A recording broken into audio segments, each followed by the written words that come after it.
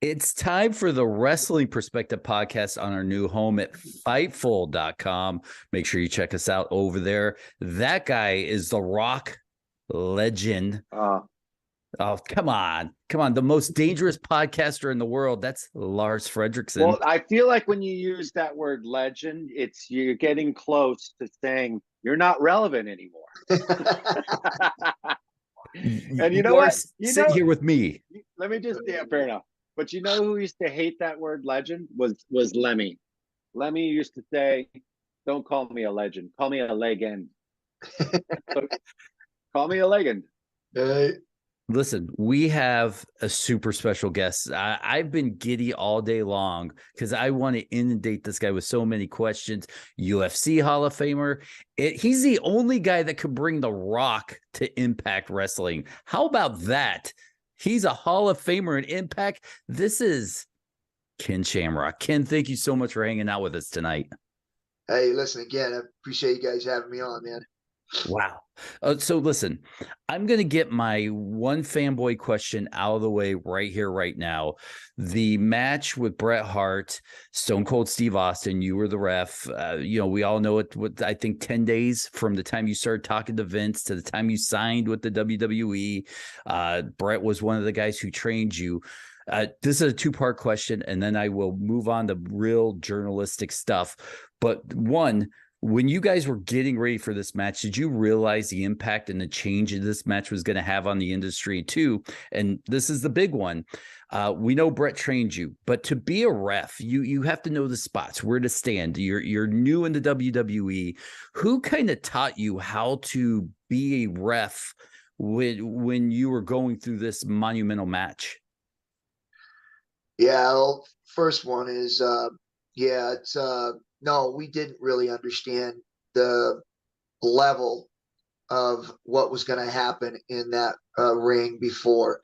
It was one of those matches where they were trying to turn Stone Cold and Bret, their characters. They were switching roles.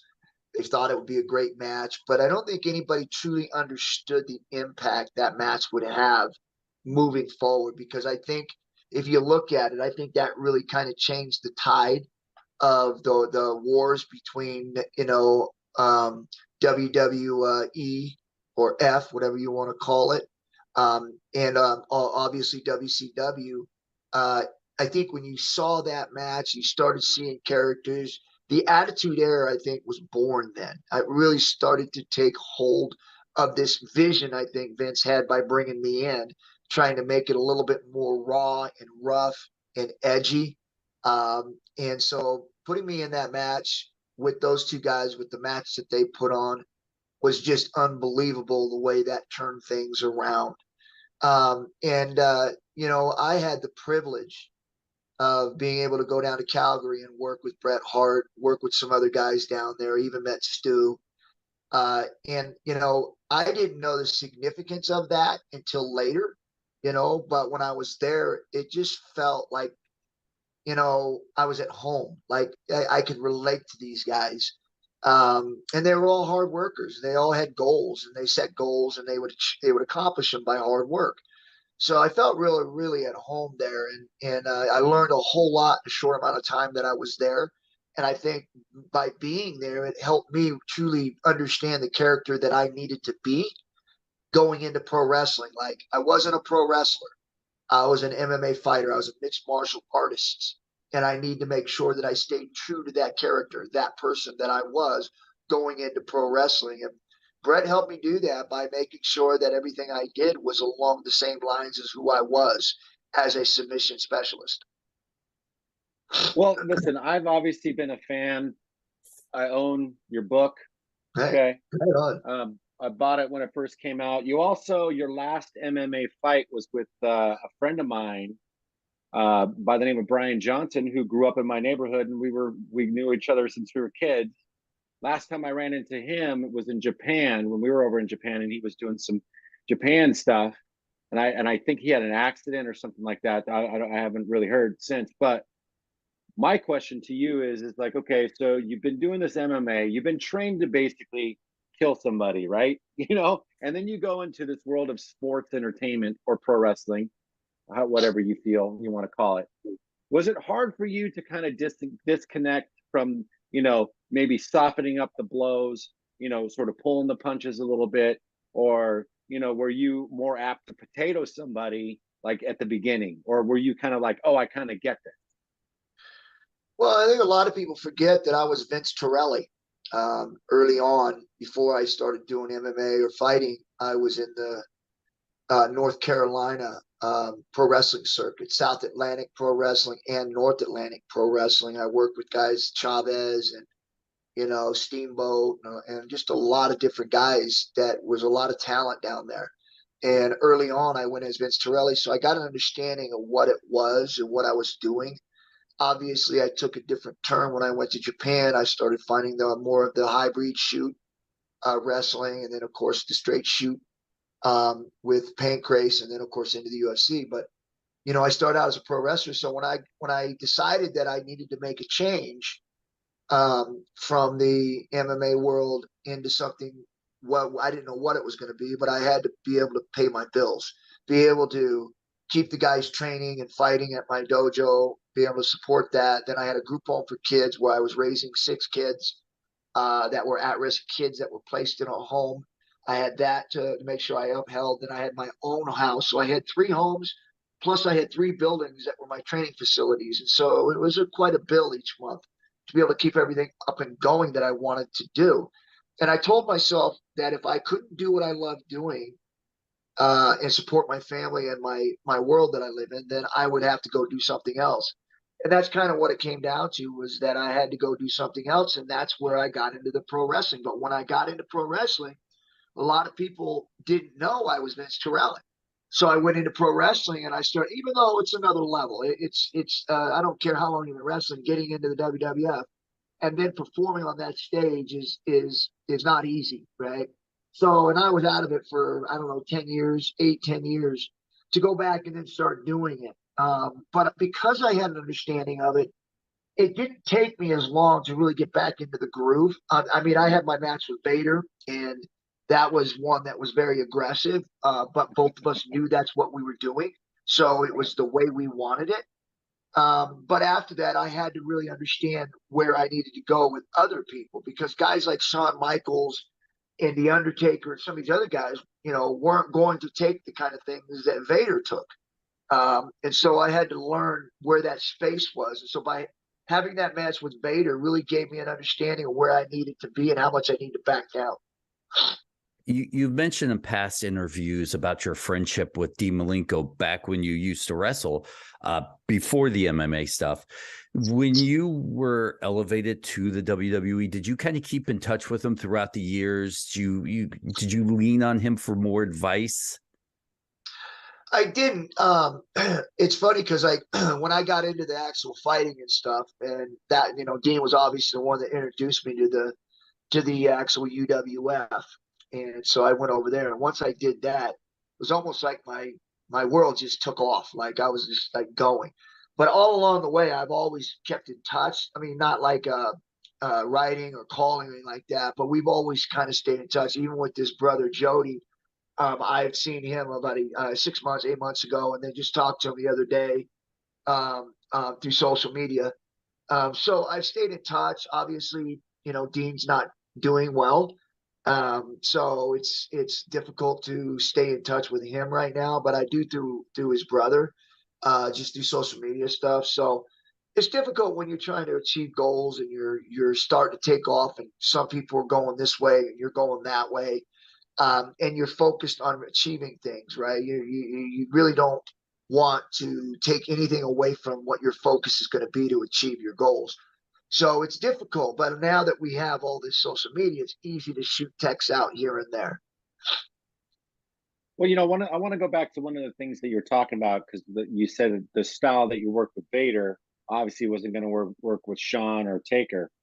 So did you have conversations prior to matches with those guys and ask them what they would accept or what not to accept, or did you have to learn the hard way? No, actually, I kind of figured it out myself, because like I said, I had guys like Brett and other people around me that I could talk with, even Billy Gunn, Road Dogg. I hung out with those guys, Steve Blackman. So it was a lot of guys that I could go talk to. A lot of them were all very willing to help me. A lot of those guys were fans, of what I had done prior.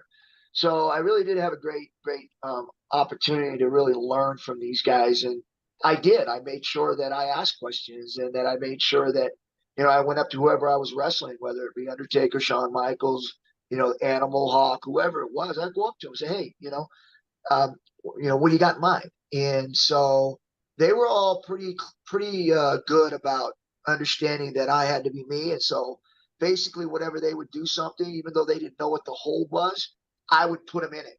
They didn't have to go with me because I could just put them there.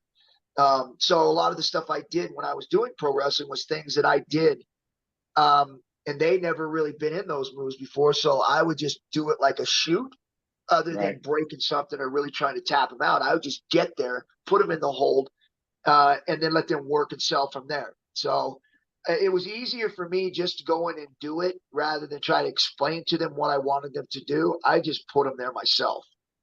Got it. In the history of my fandom, you were one of the first MMA guys that I saw make the crossover into pro wrestling. I'm sure there might have been one or two before you. I don't know the history. Do you, being that guy that crossed over and now being able to watch with the eye from MMA and an eye for wrestling, look at these young guys who are making the crossover from MMA to wrestling and critique them a little bit different? Yeah. The biggest pitfall that I see a lot of them doing is that they end up becoming pro wrestlers. They came from the MMA world, and then you just start seeing them do hip tosses and all these things instead of trying to be more creative with the submissions, with things that they did in the MMA world, even with kicks, punches, knees, elbows, even throws, suplexes. But you just start to see them start to blend in with pro wrestling. And there's a few of them in there now that when you look at it, you don't see the MMA in them. You see spots here and there, but it's not constant. It's starting to flow like pro wrestling again. And I think that that's where a lot of them make a mistake is that they don't stay true to who they are because they want to, I don't know, I guess, be able to work with everyone and be able to do whatever they're doing. And it's just not unique, right? And the way you stay in this business a long time and be able to keep your character alive is by being true to that character and not blending in as a wrestler. And I see that happening a lot with these guys that are crossing over. They get there, it's great for a minute, but then they start doing hip tosses and all these pro wrestling things and the selling and all that other stuff. And it's like, pretty soon you're just going to be another wrestler. Well, let me ask you this. How about the role is reversed? We've seen some pro wrestlers try their hands at MMA. What are your thoughts behind that? Yeah, I think it's awesome. You see it all the time in WWF. And in fact, I think it gets a pretty good pop when you see a pro wrestler really throw an ankle lock on somebody or you see an arm bar or a rear naked choke. I mean, it gets a good pop because now you're starting to see these wrestlers expanding their minds into other things, just like guys that are in MMA are expanding their minds into pro wrestling. But you have to make sure that whatever you do in your character, that you stay true to who you are and don't just blend in and be another wrestler, or for a pro wrestler to blend in and be an MMA guy because he doesn't have the credentials for that. Yes, it's cool to see him do it. It's cool to see him blend it in, but they shouldn't change from being who they are either.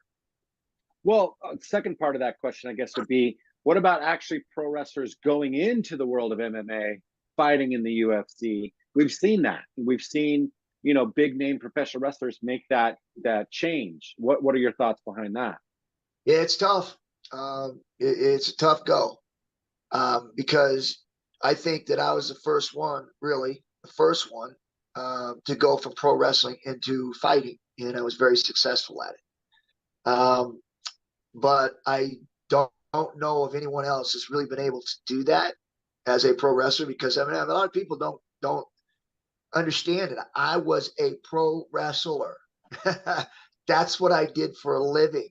And then I went into the MMA where I went to Pancras, UWF, Pancras, and then UFC, and then back into the WWF. But I wasn't strictly a pro wrestler. And so it's hard for people to go, well, he was an MMA guy that went into pro wrestling. No, I was a pro wrestler who went into mixed martial arts. And so I haven't seen too many people be successful at going from pro wrestling into MMA, but I've seen a lot of guys and girls go from the UFC into pro wrestling and do well.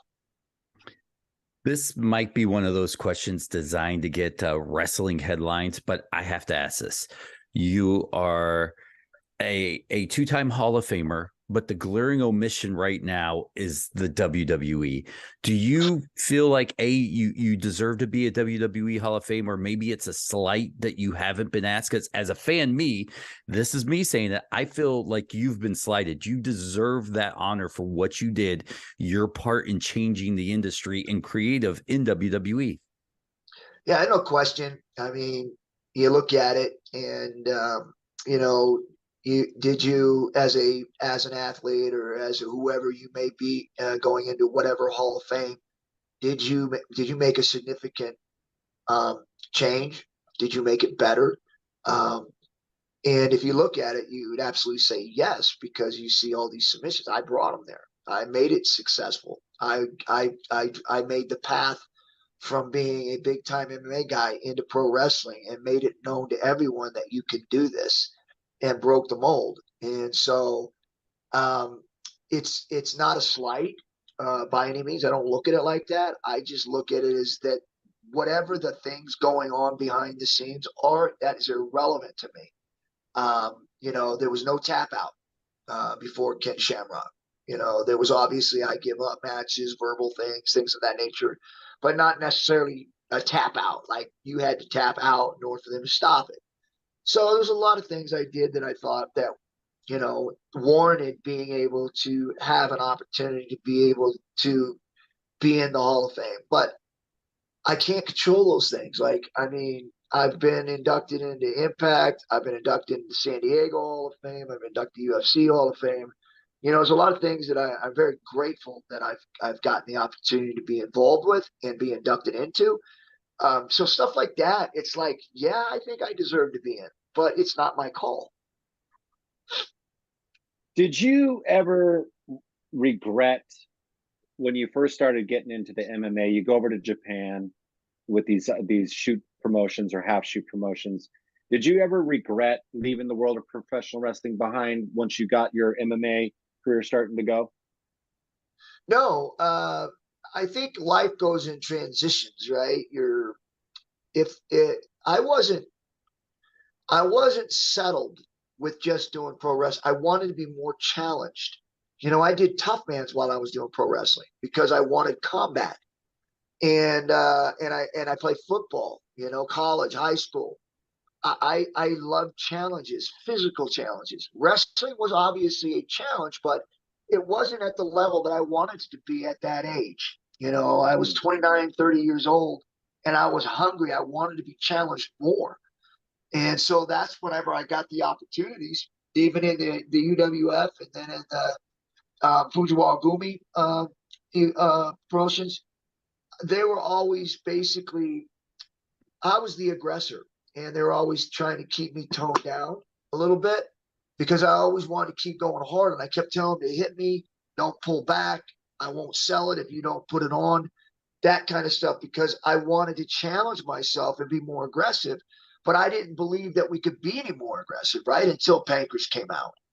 And then when that came out, they told me that this is going to be legit.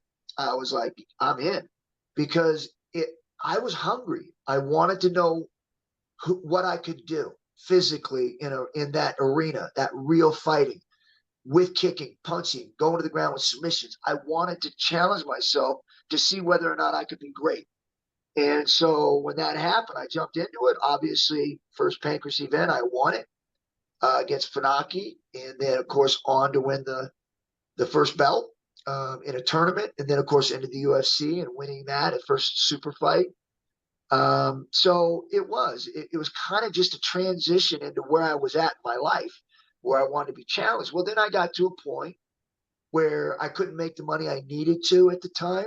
And so I needed to do something else. And so I went into it more or less to be able to keep the things I built up and going. But once I got into it, because of the level of the WWF and as competitive as it was, as far as challenging yourself, being able to do all the things you need to do to be successful in that arena, I got swallowed up into it and really enjoyed it. Unfortunately, there was just things that happened in the WWF that sidetracked me from really focusing on doing more in the WWF. When it came to that screw job with Bret Hart, it just felt like, wow, everything that I believed in or everything that felt like I bought into was rattled. This is a two-part question, because when you transition from WWF back to UFC, you've talked a little bit in the past about how they didn't really believe in you. They didn't think you were going to bring the buys or the numbers. And you were on a very unceremoniously losing streak in the WWE at that time. Do you feel like A, that might have hurt your reputation? And B, when you make the leap, you bring the numbers, you bring the pay-per-view, you triple their buy rates when you come in. Did that help because of the WWE's fan base following you over? Yeah, it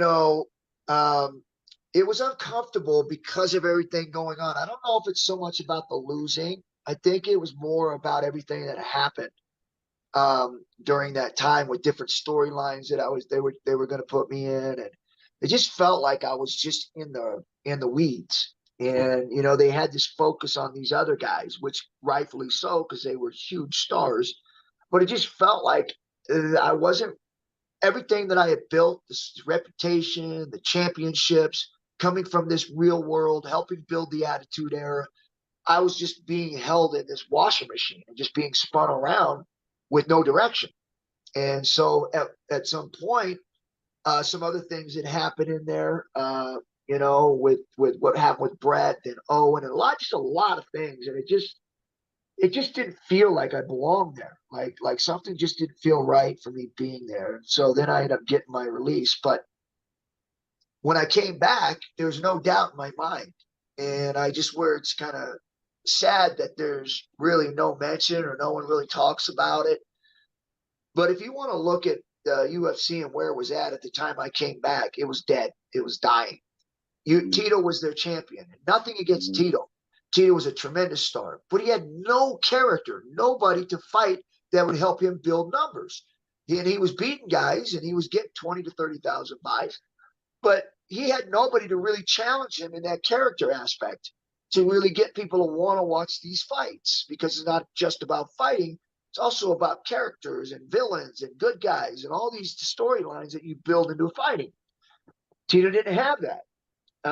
But when I came over, I knew the shadow of a doubt that I would be able to build those numbers, because I did it before I left and I had the character. And when I went into pro wrestling, the reason why I was successful in pro wrestling was because I had character, because I could get people to want to watch my matches, not just with in-ring stuff, but it was also just character-wise. Not necessarily mic, but just character, the way I carried myself, the way I looked at people, the way I did with my matches, anger, the frustration, the selling, all the things I did within that squared circle got people to want to watch me wrestle. And I did it in the MMA before that. So going back into the UFC, I told Dana White, I said, I can knock these up over 100,000. They didn't believe me. The fact is, I bet on myself. Told them, you give me this much, and I want this much if I break 100,000 buys. Of course, I went over 150,000 buys, which was crazy. And then after that, we were up over 900,000 buys. And then the third one, I think we're like, whatever it was, we had the largest amount of viewership on it, because I believe it was on TV or something or another. I don't remember what it was, but the viewership was just tremendous. So it was literally when I got there, they were dying. After I left, they were a $4 billion company. Well, the first time I ever saw the UFC, I mean, I'm going to incriminate myself here a little bit, but I had a roommate at the time, and he had one of those illegal cable boxes, right? So you get all the free pay-per-views, whatever. Yeah. But anyway, the neighborhood. You can take the boy out of the neighborhood, not the neighborhood out of the boy. and I caught the very first UFC. Did you see, coming from Japan into that? Because I mean, you had so many shoot promotions, or there was a lot of those in Japan. It seemed like there was Shudo, there was so many other ones, smaller ones, that I was a fan of and watching. And maybe they coincided at the same time with the UFC. But did you see what the trajectory where the UFC was going to go? Because by the fourth one, people started to kind of notice it wasn't a very well known kind of thing, but just to have the sumo wrestler versus the boxer and these types of, matches put together, I think it drew a lot of interest. But did you see that it was going to be, what it became in those early stages? I don't think too many people saw that it was even going to be around, because I think most of us thought we were going to be shut down because it was constant battles. It seemed to get worse and worse every time. The boxing commission were really the commission. Were really pushing to get us out because it was growing fast. So just a lot of us were just, weren't really thinking about what was going to happen in the future, but what we were in and doing at that moment. And that's kind of how I proceeded throughout my career, was like just focusing on the here and now. And whatever happens in the future, I have no control over, but I will control what I'm doing now. And so that's kind of how I handled my career, was I just controlled the things I could control at the moment. And that was going in and winning. And so that's what I did. We're talking like your career is over. You were just, recently on Impact. You were the only guy to defeat Father Time at this point. And it's impressive how phenomenal you still look. You're in the ring. You're out working guys that are half your age. Do you still feel like you, even after this last Impact run, you might still have something left in the tank if you want to? Well, if it's something I wanted to do, there's no doubt in my mind what I can do. My mental state of mind is just, I believe, is stronger than anyone. And I believe that. I believe that I could put myself in positions to be able to win against anybody, no matter what age I'm at. But it's just me. That's how I've been my whole life. I always believed in myself. I believe that I could control whatever destiny that's moving forward, and that I will be in control of that, nobody else. And I have, and that leads me into pretty much what I'm doing now. You need people talk about me wanting to, get back in wrestling or do some fights. And it's like, I've kind of already put my mind aside from that competing, and really focus more on about being able to make it better, be able to give fighters or sports entertainers opportunities to do something different. And so I went into actually building my own league, which is Valor Bare Knuckle. It was something that I fell in love with early on in my career, with the bare knuckle fighting.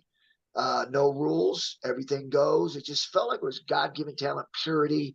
You didn't have anything to make anybody better, whether you wore a gi, that made you better. It's like, or put a glove on somebody, that makes you better. It gives people opportunities to be better. And that's why I never understood, when you're talking about this kind of fighting, is why you would give somebody something that's going to make them better, like a glove or taping their hands, or, putting a gi on. It's supposed to be a combative sport where you're basically using your own God-given talent to compete against another person. And so I told myself I'd ever the opportunity to be able to go back and try to rerun this thing and bring back that purity of fighting, I would do it. And so that's what really brought me up to Valor Sports, or ValorBK.com. Valor Sports is our business company, but Valor BK is the fight league. And so I told myself I was going to go back to the pure fighting, where it would give guys an opportunity to come in and really just show their talents, and really make it aggressive, tough, like model. And so bringing in Valor Bare Knuckle, we did our first show, and it was tremendous. And I mean, it was true bare knuckle. Everybody else says, hey, it's bare knuckle, but they're wrapping their hands. It's like, that's not bare knuckle. So, but they call it bare knuckle, and it's like, it's not bare knuckle. And so Valor is really the first true real bare knuckle organization. And not just because I want to do bare knuckle, but it's safer. And a lot of people are like, well, what are you talking about? Say it's safer because you put a glove on somebody, and I know because I fought. You wrap your hands, put a 4-ounce glove on somebody, and now you're saying I can hit you 100 times in your head, without damaging my knuckles. You take that glove off and the tape off, and I try to fight the same way, I break my hand. So the reality of what they were doing early on in the UFC when they were putting gloves on guys and saying that they were trying to make it safer, not true. They were making it safer and protecting the hand because guys were breaking their hands trying to get into the finals and they'd be damaged. The guy couldn't fight. So they brought in those gloves to try to protect the hand, not the head or the fighter, the hand. And so I brought that back and saying, you know what? It's going to be pure bare knuckle. And then no clinching because it slows down fights. Boxing, the most boring thing is a clinch. So took out the clinching and wanted straight up fighting. Obviously, no cages, no ropes. If you've seen it before, it's such a visual explosion to be able to sit and watch fights with nothing in your way. There are a lot of people, even myself, when I first did it, going, I wonder if this would be, it's going to be hard for people to stay in. But in my mind, I was like, I've never needed ropes. I've never needed cages to keep me in there fighting. And if you truly are there to fight, then you don't need the cage. You don't need the ropes. And it would be a lot faster pace of a fight because now you don't have anything to back up into. So now you have to use your footwork and fight. So we did it that way. And to me, it came off big. I mean, everybody loved it. It was something huge. Of course, COVID hit. So we had to revamp and think it a little bit. It built in some social media stuff where we are right now. Speaking of social media, if you guys want to follow me, you can go to my Instagram, which is Ken Shamrock Official, or you can go to the Valor one, which has all of our updated news, which will be our launch party coming up January 7th. You want to check that out, you can go to our app, which is called Valor. You can go check that out on Instagram, Valor. And that has all of our updated news for our January 7th, which is going to be our watch party. And we will be announcing our next fights coming up. Off of the January 7th watch party, we will announce all our upcoming events. So, yeah, like I said, there's a lot going on. It's been an awesome journey with this because my love has always been fighting and being competitive. But at the same time, my love has always been able to give other people opportunities to follow their dreams too, with what I experienced with that first no-holds-barred, bare-knuckle mixed martial arts. To me, it was unbelievable. And so I just want to bring it back so other people get that same experience that I had.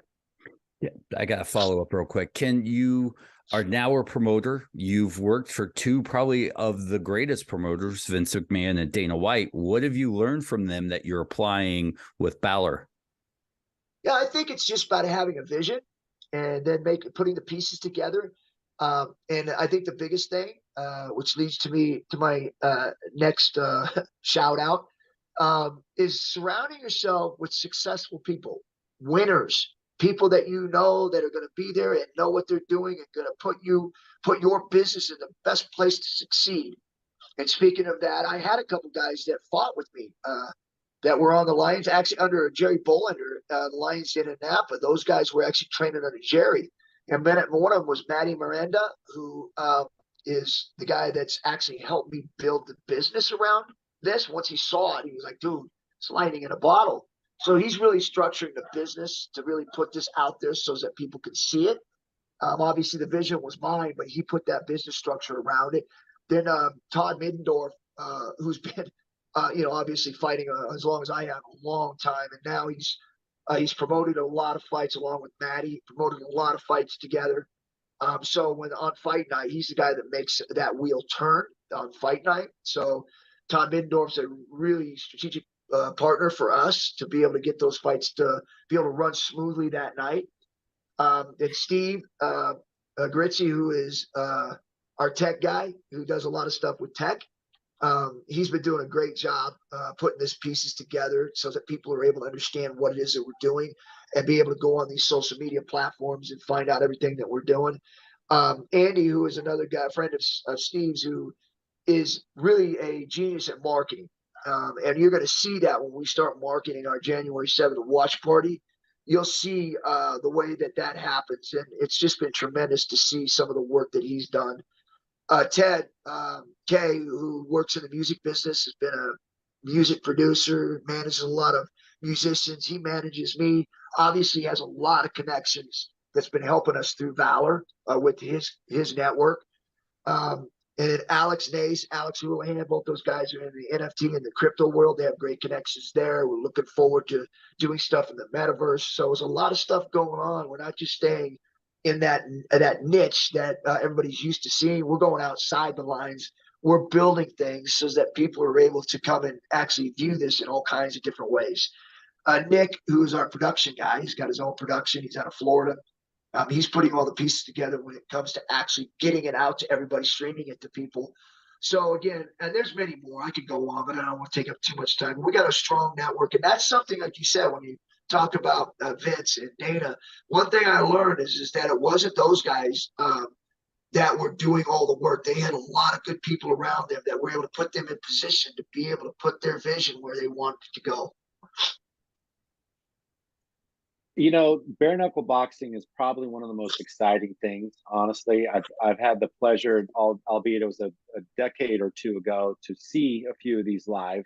It was in England, and at a pretty rad place for it to go down. And it's definitely one of those exciting things. Did you? But I want to digress a little bit and go back to the WWE, because on your way out, you know, you said that you kind of had lost that passion. You know, the thing with Brett happened, the thing with Owen happened, all these things. Were you ever really bitter at that experience, coming out of it? Were you, let's say, did you feel disenfranchised in any way? Yeah, I don't. It's, boy, you know, I wasn't, obviously, I didn't do everything right either. There's a lot of things I did that probably caused them not to want to keep pushing me in the direction that I thought I was going. But I just, like I said, it was one of those things where it just felt like I just didn't belong. And I don't know if it was anything that they particularly did on purpose. I just think maybe it was just one of those things where you start growing and you start feeling like, wait, maybe this isn't the direction I need to be going. I always had a love for MMA. I felt like maybe there was some unfinished business. And I think it was probably a good thing I did, because who knows where the UFC would be if I had to come back and had the rivalry with Tito. Who knows? Does it still stay? Somebody buy it? Does it still stay alive? Because they were dead. They were dying. And, you know, no matter what anybody says or how they want to put it, the facts are the facts. And, you know, the reality show that they put together, which was The Ultimate Fighter, you know, that idea, it's got to come from the Lion's Den, because if you look at it, that's what I did. I had housed fighters.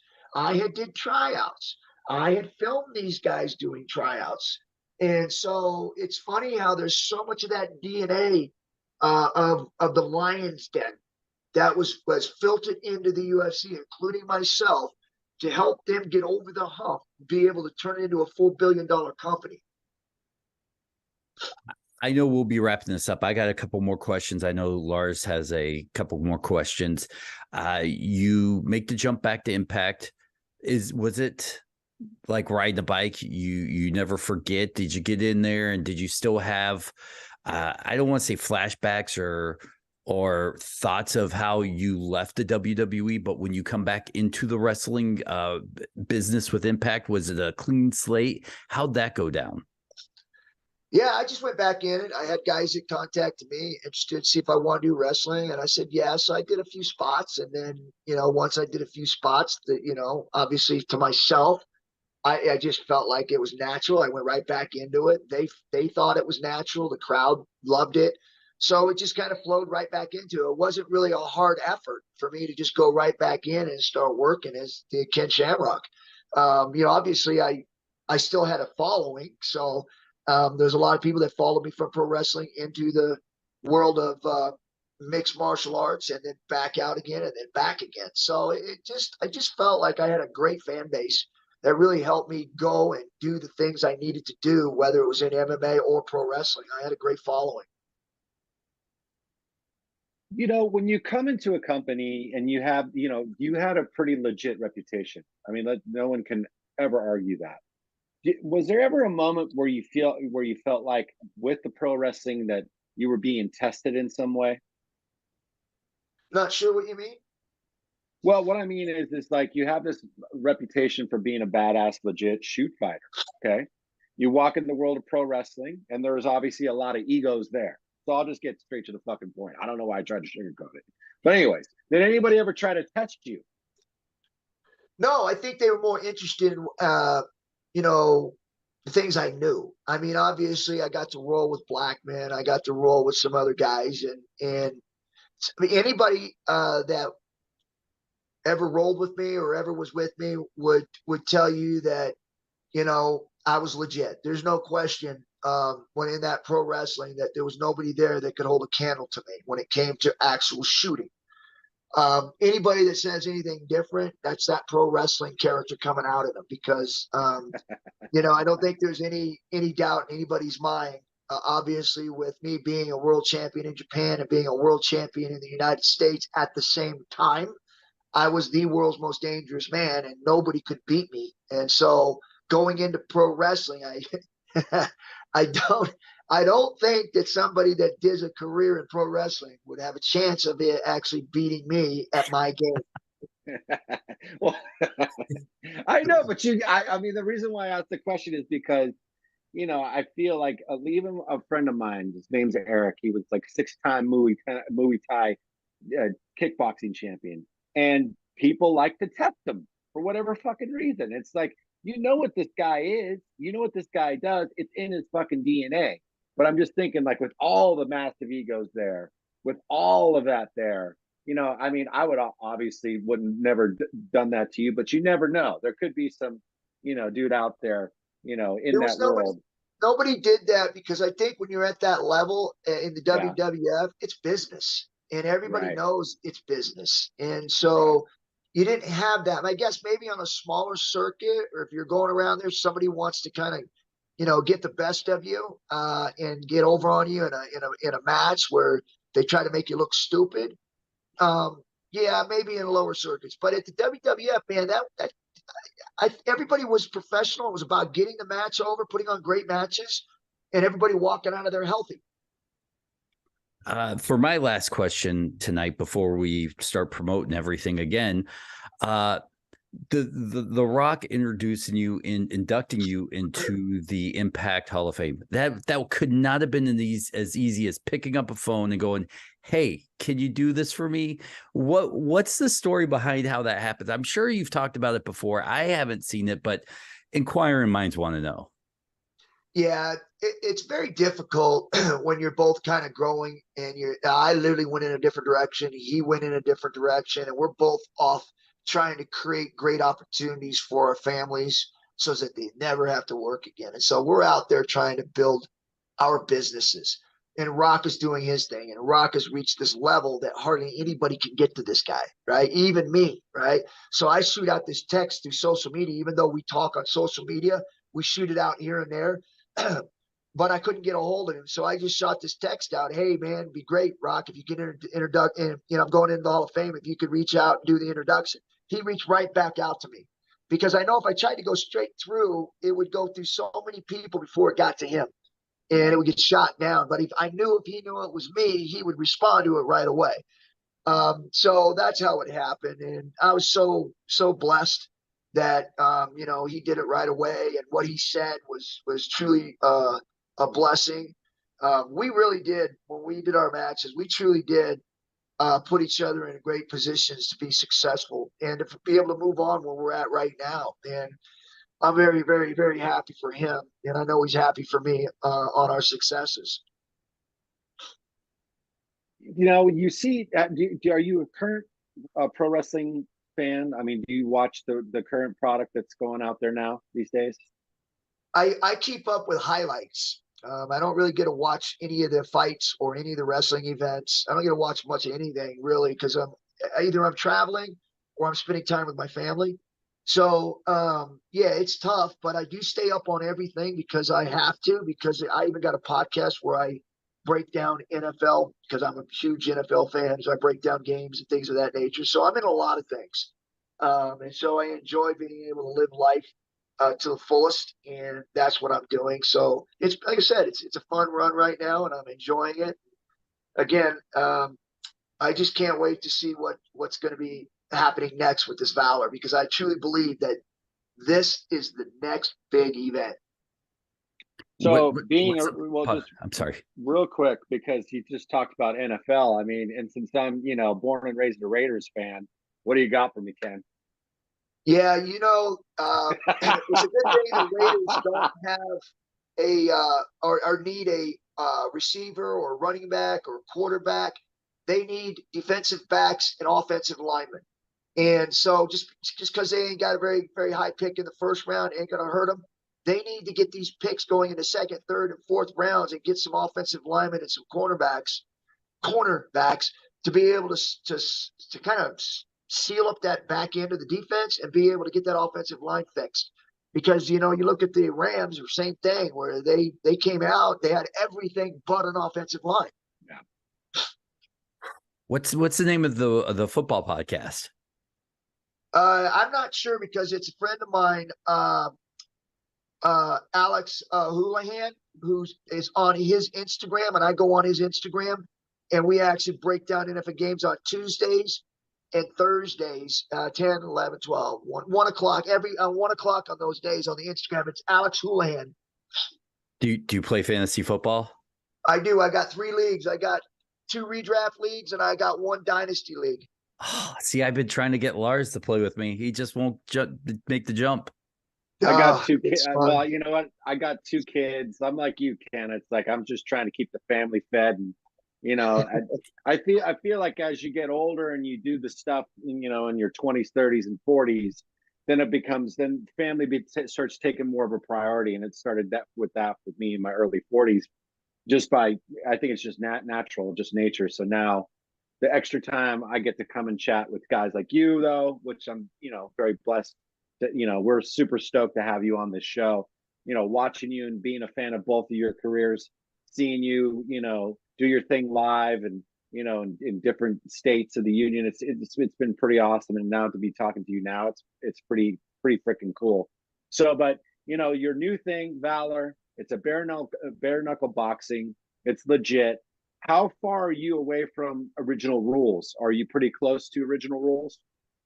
Yeah, unlike some of the other ones, we want to keep it traditional. All we want to do is take the gloves off and the tape off and have it true bare knuckle. So, but what we've done is we cut the rounds down to 3 rounds, and there's no clinching. You can't clinch. Your hands have to stay closed, and you have to fight. You can bounce inside. You can shoulder bump. You can't grab anything. You have to fight out of the inside. No clinching. So it just makes it faster that way. But we're excited about where it's going. And January 7th, we're doing a launch party, and it'll be on our app. And that app is called Valor. So I got one final question. Are you going to be taking this? Are you going to be trying to tour this type of stuff? Because I know different states have different rules and different laws, just like, a lot of things get, like the UFC, I know had problems early on because of the MMA stuff. Is it a different world out there for things like this? It is. I think that because we're seeing a lot of this stuff like slap boxing and stuff that's just nuts. Bare knuckle isn't going to be that hard. We've gone to places and we're doing fights, and it's easy to get it sanctioned. So I think in the world that we're living in today, I think bare knuckle is definitely, in my opinion, longevity is a lot safer rather than putting the gloves on somebody and taping their hands. It just creates too much brain damage.